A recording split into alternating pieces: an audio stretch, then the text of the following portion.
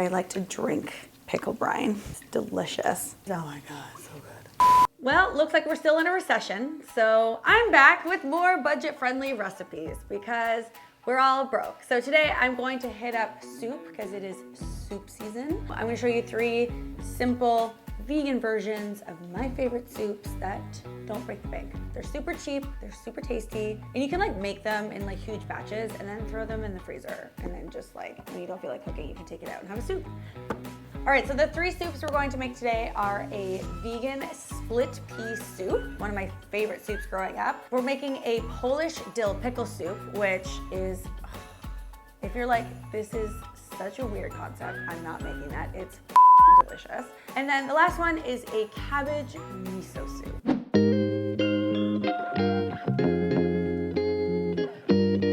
All right, so we're going to make a split pea soup first. I like to do this in my pressure cooker because there are split peas involved, and this is just super easy. You start the soup the same way you would all soups with your mirepoix, but you just do it in the pressure cooker, and then you can just kind of like set it and forget it, and you don't have to worry about it, which makes it not only cheap, but also easy, which we love because we are broke and lazy. On your Instant Pot or whatever brand of pressure cooker you have, hit saute and then add your olive oil. Want to heat that up. Add some onions, lots of garlic. All of the soups today are going to have lots of garlic because I love garlic. Some carrots, celery, and then like a pinch of salt. Cook this until your onions are translucent and it starts to smell really tasty and yummy. It's like 3 to 5 minutes-ish. So I'm going to do more of like a Cuban or like Montreal style split pea soup. For the meat, I'm just using soy chunks. I got this one at Walmart. And for the like smokiness and the flavor, I'm going to be using liquid smoke. So you get that like smoked meat flavor to it. For spices, I'm going to use some cumin, some oregano. Also like potato in my split pea soup. It's pretty much just going to disintegrate, which I like, but it adds like a creaminess to it. Okay, now adding my soaked and chopped soy chunks. That liquid smoke.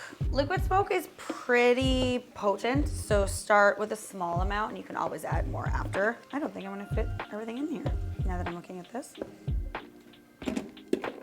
Little slopperoo. All right, now I'm going to add some bouillon, vegetable bouillon. You can use powder or cubes or whatever you want. You can use broth if you want to, but bouillon cubes and water are cheaper than going out and buying broth, and it weighs less, so you have less to carry. You can buy a thing of like 8 bouillon cubes for like $2. And then water. So I'm adding like 6 cups.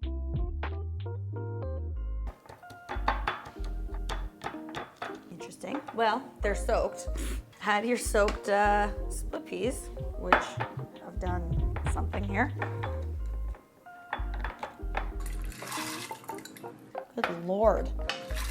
And then bay leaf. So we're gonna bring that to a boil and then pressure cook it.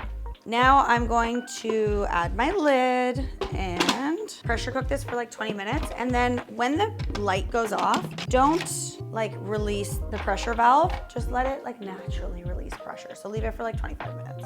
Okay, so it's been about 25 minutes. I'm gonna vent it. Okay, all the pressure's gone. Perfect.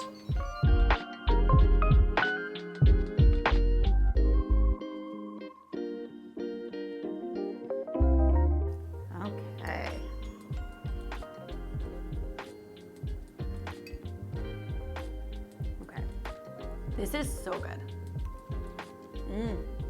Perfect amount of liquid smoke. It's bringing me right back to visiting my dad in Quebec. He would always make this for us. So good. Okay, what's next?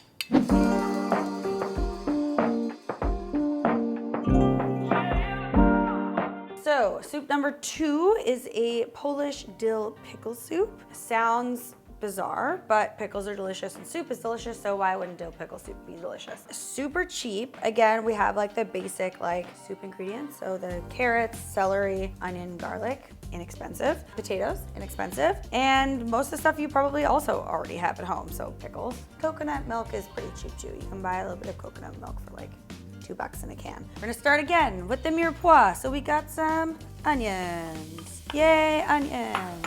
We have some carrot. Yay, carrot. We've got celery. Yay, celery. And lots of garlic because dill and garlic pickles are the best. And then a little bit of salt to draw out that moisture.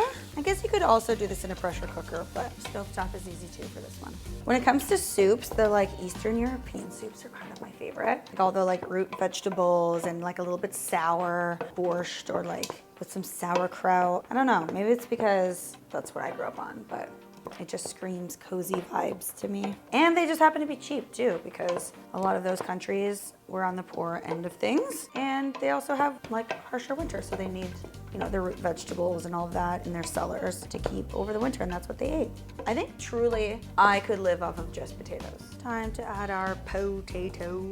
Again, we have our bouillon cubes, or you can use powder, and then water, some pickle brine, liquid gold.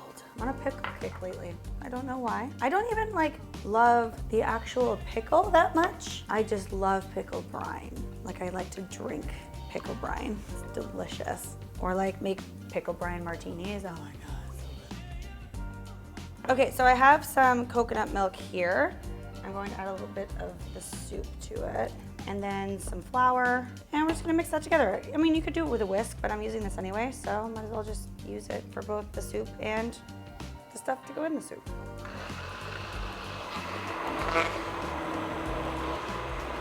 And then you can do the soup a couple ways. You can blend some of it and leave some chunks. You can blend all of it. You can blend none of it. I'm going to blend some of it, I think.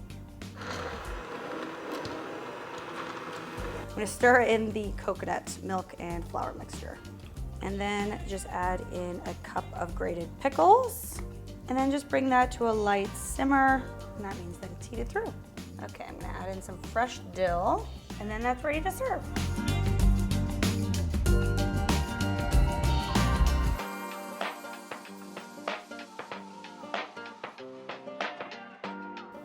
It smells so tangy. That is so bomb. So good. Do not knock it before you try it, I promise. Okay, final soup.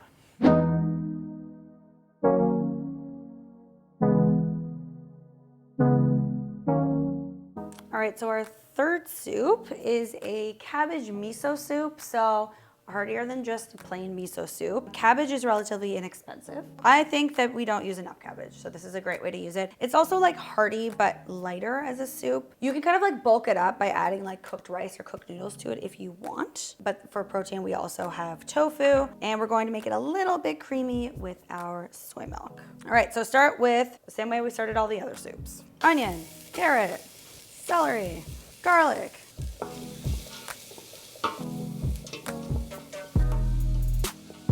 Now we're going to add our cabbage, and I'm just gonna cook this till it's like slightly wilted. And then we're adding our, yes, you guessed correctly, bouillon. And then water, and bring that to a boil again. All right, so I'm gonna add in my tofu. If you're using cooked noodles or rice, you can add those in now as well. And then I'm also going to add in some soy milk. Again, this is optional. I just like the addition of the soy milk. Okay, because you never want to boil the miso, the way I'm going to add the miso is I'm going to take some of the broth and just mix it together with the miso in here and then pour it in at the end when everything is already cooked.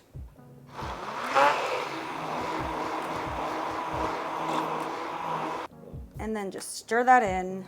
And again, make sure that you don't bring it to a boil again. You can warm it, just don't bring it to a boil. It just like kills all the goodness of the miso.